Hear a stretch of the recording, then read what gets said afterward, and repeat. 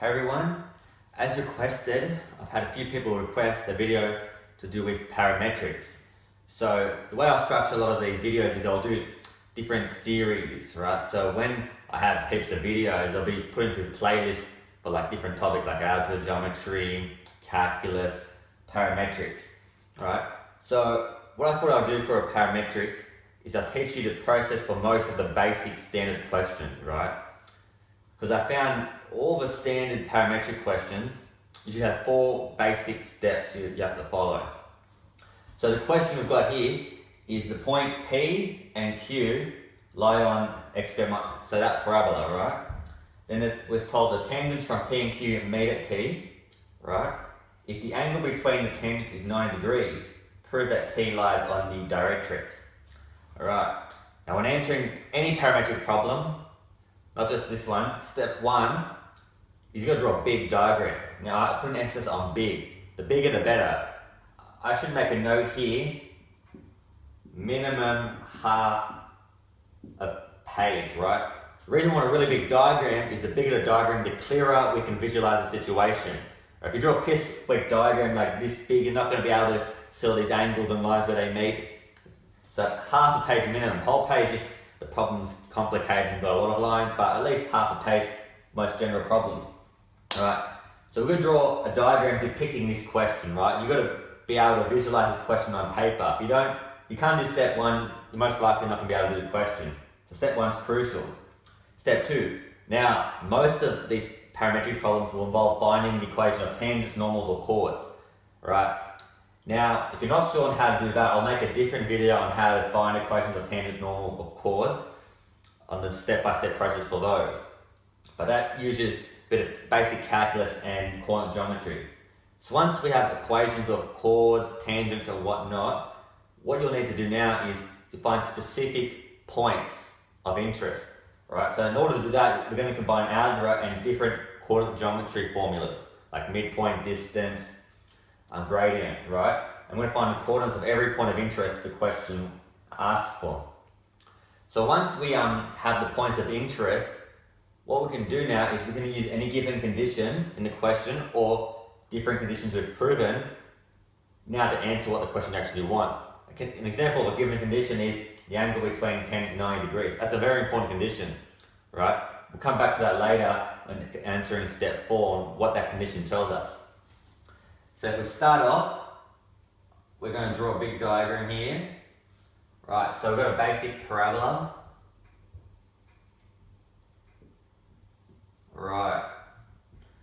Okay, now I'm going to put point P here, point Q there, right? It's best to put P and Q on different sides, because if I draw them here, intersecting, it's just not going to work. Well, anyway, they wouldn't have an angle of 90 degrees.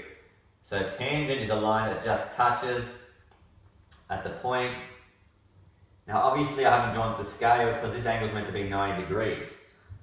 And then the question says that this is the point T and that this is meant to be the directrix for this parabola, which is y equals minus a. So that's a topic for another video if you're not sure how to draw basic parabola and the structure for like focus and directrix. So leave a comment below if that's something you need help with. So that could be for a future video. So you have the coordinates here and here. So that's step 1, done. We've got a nice diagram. Step 2, equation of tangent normals. So in order to find the coordinates of T, T is the point of intersection of these two tangents. I'm going to need their equation, which is what step 2 is. So what we're going to do is we start off from rearranging y equals x squared 4a, because in order to find the tangent, we need the first derivative, because we need to find the gradient.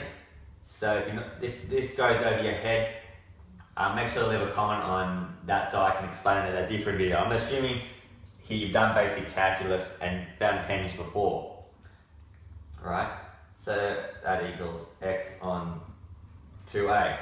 So now the gradient of the tangent at P, we just replace x with the x value, and it's P. So then, to find the equation of the tangent, we're going to use the gradient point formula. So I've got the gradient, and I've got the point P.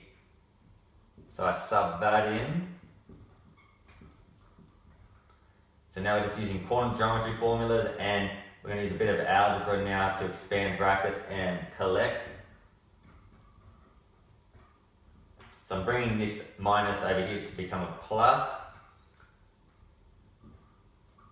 And this is the final tangent at P. So let me just rub this out. I already know what the question is, so give me a sec. I'll just leave it here. Okay, and here's a cool trick if you haven't seen this before. Now, in order to find the equation of tangent Q, I do not need to repeat this process from here, right? Because the only difference between point P and point Q is the letter, right? Letter P and Q, so it's just a straight swap. So in order to find the equation of tangent, I can just swap P here, make sure it's an A, for Q. So what we say, to do that, we say, similarly, at Q, I have this, and I'm going to call this equation 2, this equation 1, because that's what step 3 is going to be. Alright, so I've got my 2 tangent equations straight away. I only need to find a tangent once, works for normals as well. That's step 2 done, we found the equation of the tangents. So now we're at step 3, we want to find the coordinates of T, so the point of interest. So in order to do that, we're going to use some algebra. And by that, I mean simultaneous equations, because T is where they intersect. So the best method here is substitution, because I've got y equals. So I can just do sub 1 into 2.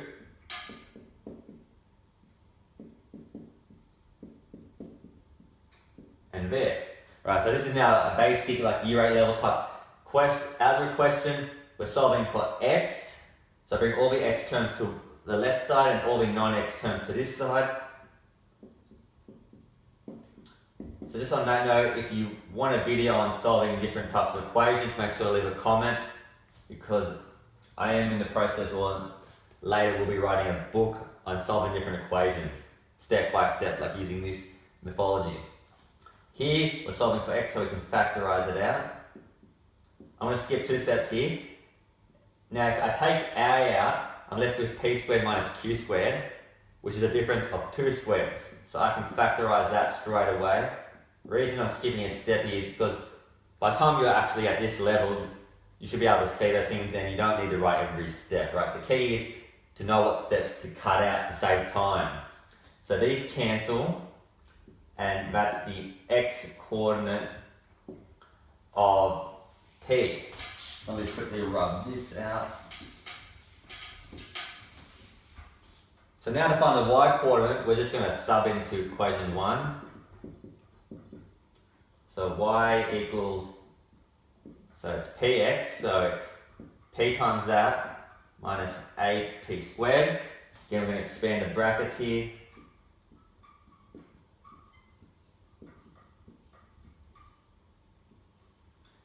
And we get y equals apq. So therefore the coordinates of t, oops, sorry, that's no p there, are as follows. Alright, good. Step 3 is done. We found the only point of interest we needed. I'm just going to rub this off here to give us something for step 4. Okay, step 4, use the given conditions to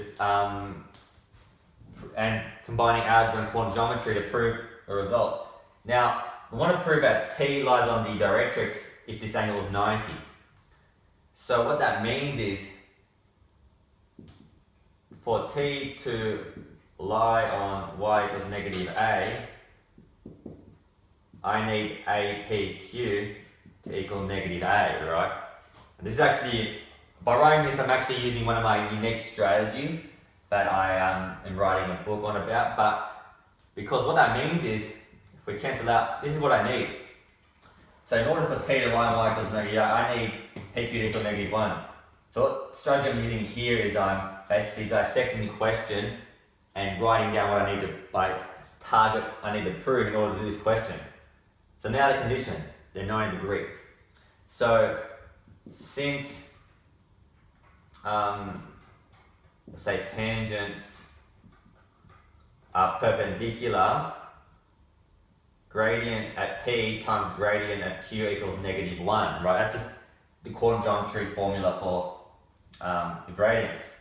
Now if you remember back, or you can even look at here, the gradient of these tangents are just Q and P, right? Remember, this is mx plus b form, so the gradient is the coefficient of x. So straight away I have PQ equals -1, which I prove right here. So therefore, that means T equals A brackets P plus Q negative A, and we can just say lies on directrix. Alright, so this is a standard type of parametric problem broken down using the 4 steps. Big ass diagram dictating everything you need, including special points. Make sure to label each point clearly. Step 2, find your tangents, chords or normals depending on what you want. Step 3, find your points of interest using chord geometry and algebra. And then lastly, use given condition plus what you've seen there to prove the questions. So it's basically combining everything with special condition to do it. Alright, so I hope you guys found this video enlightening, you've learned a bit. So if you did, make sure to like and leave a comment if you did enjoy or what you want to see more of. Definitely make sure to subscribe and put the bell notification on so you get notified straight away when new tutorials are uploaded. Alright, that's it. Till next time, guys.